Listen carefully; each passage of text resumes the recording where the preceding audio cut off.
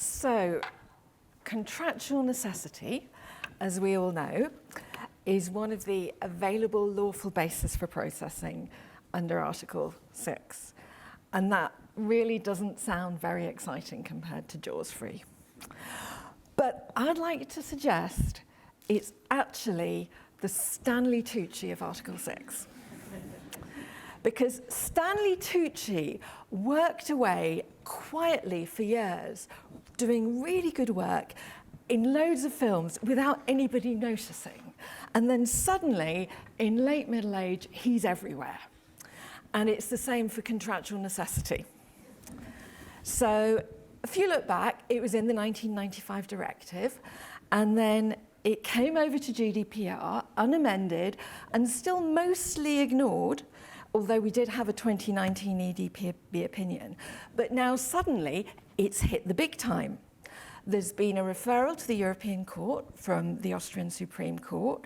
We had a decision in the Netherlands earlier this year, and of course, we've had some decisions from the Irish Data Protection Commission as well. So it's the centre of attention. Now, with Stanley, this late life fame seems to be down to his online cocktail making during lockdown, which turned him into everybody's favourite actor. And it's kind of the same for Article 6(1)(b), because its new high profile is down to getting involved with social media. But before we look at its newfound fame, let's look at what it was doing before it had its film star glow up. So that's Stanley before his film star glow up, by the way. So the example I've always used with 6(1)(b) is the employer-employee relationship.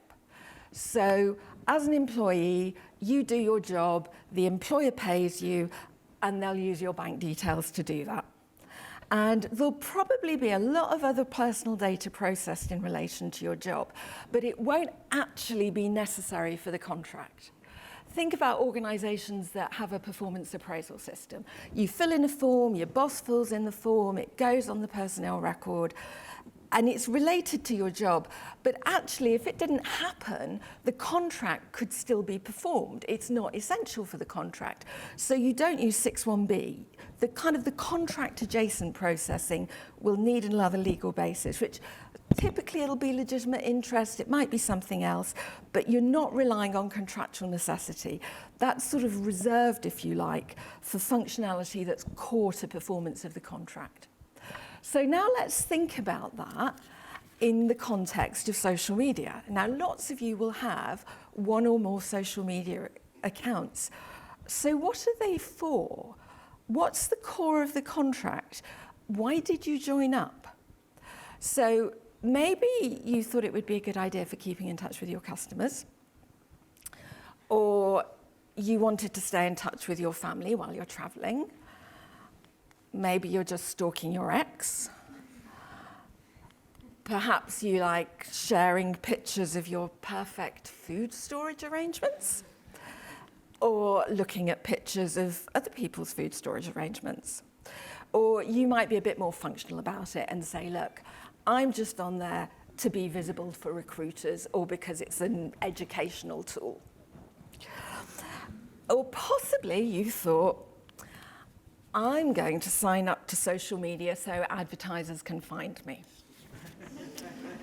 I think there's a bit of doubt about that last one. But if you look at the terms of use for Instagram or Facebook, you'll find that the service description includes connecting you with brands, products, and services in ways that you care about. That's personalized advertising. And it's now being presented as part of the service. So it's creating an avenue for arguing that the related processing is necessary to perform the contract. Not convinced? Let's look at it another way. Let's tweak our list of reasons slightly. How about you signed up to pay a subscription? Well, of course, you're all pulling faces because social media is free, so of course you didn't sign up to pay a subscription. But what about Netflix? Obviously, you didn't sign up because you had an overwhelming desire to give Netflix your money. But you wouldn't argue that processing your direct debit wasn't part of the contract. It's like our employment contract example, it's paying you. Now, we've just said, of course, social media is free. Well, most people understand now that it's free because of the personalised advertising. So is there perhaps an example there that the personalised content is an essential part of the service because it's enabling the provision of the services in a financially sustainable way?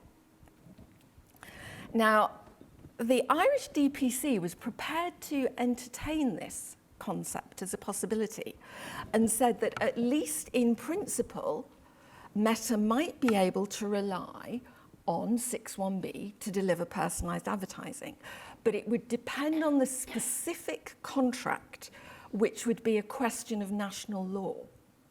So it said in principle that might be okay, but didn't come to a definitive position. And that didn't really matter because, as Mike's already explained, when it comes to Meta, the DPC's decisions have to go up to the EDPB. And the 2019 guidance I mentioned earlier had already expressed the view that companies will almost never be able to rely on personalised advertising, on contractual necessity, to deliver personalised advertising. So, surprise, surprise, EDPB overruled the DPC, and the DPC amended their decision in a way that demonstrated that there hadn't actually been perhaps a consensus reached on the point. So where does that leave us? Well, I understand Facebook's intending to appeal. Once again, as Mike's explained, that might not be either quick or easy, but we do already have the referral from the Austrian court to the CJEU.